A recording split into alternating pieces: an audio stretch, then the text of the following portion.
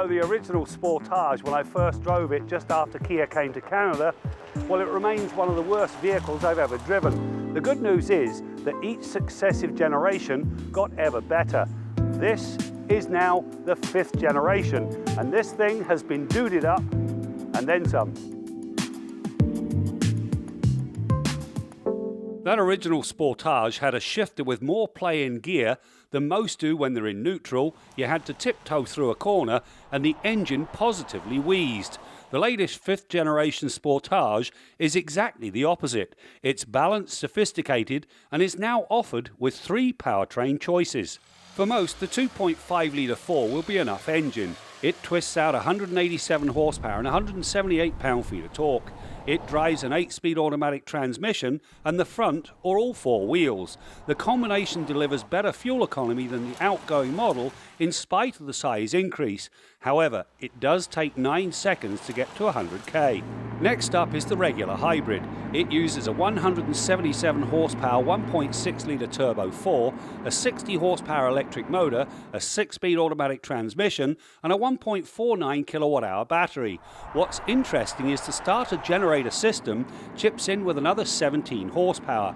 In the end, the combination delivers a net output of 227 horsepower and 258 pound-feet of torque. The plus is the elevated power comes with significantly better fuel economy. Try 3.3 litres per 100 kilometres on average. Now there's going to be a plug-in hybrid. Now this thing uses the same engine, but it gets a 90 horsepower electric motor and a 13.8 kilowatt hour battery. The combination, 261 horsepower and an estimated electric-only driving range of around 50 kilometres. Now with gas prices skyrocketing the way they are, you've got to figure this is going to be a very popular option.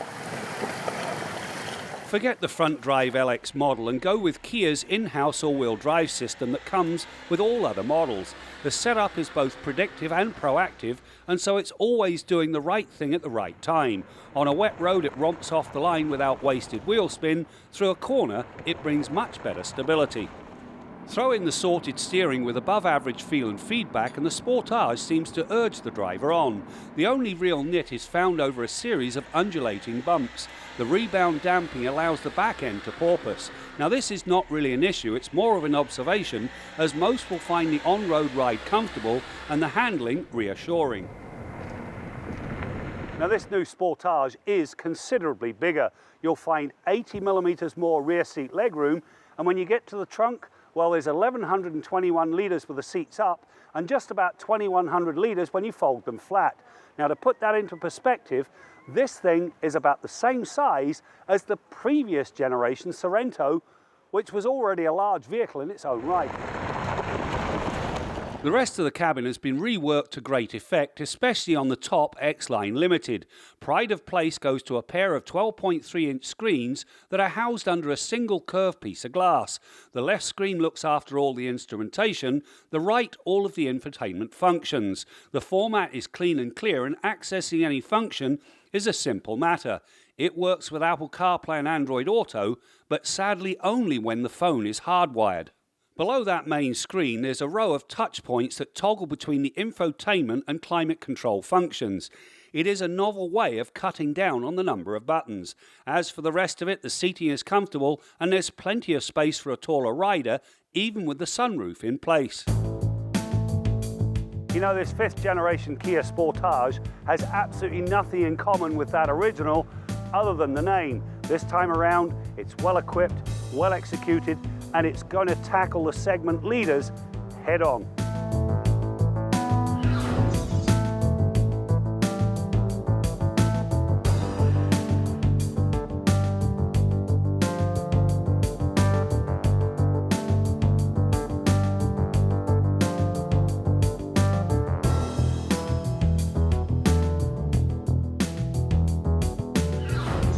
When motoring launched in 1988, it was only found on TV. Not anymore.